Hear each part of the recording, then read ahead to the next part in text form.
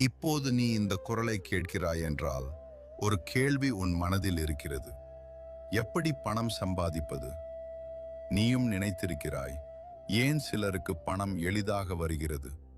ஏன் சிலர் எவ்வளவு முயற்சி செய்தாலும் முன்னேற முடியவில்லை?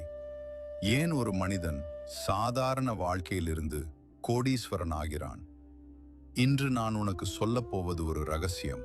அது பணத்தை சம்பாதிக்கும் ரகசியம். நான் சிவன். முதலில் ஒரு விஷயம் புரிந்து கொள்.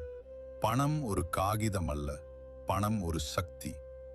இந்த உலகத்தில் நடக்கும் பல விஷயங்களின் பின்னால் இந்த சக்தி தான் இருக்கிறது. பணம் இருந்தால் வாய்ப்புகள் வரும். பணம் இருந்தால் சுதந்திரம் வரும். பணம் இருந்தால் உன் குடும்பம் பாதுகாப்பாக இருக்கும். ஆனால் பணம் எளிதாக வராது. அது ஒரு விதிப்படிதான் வரும்.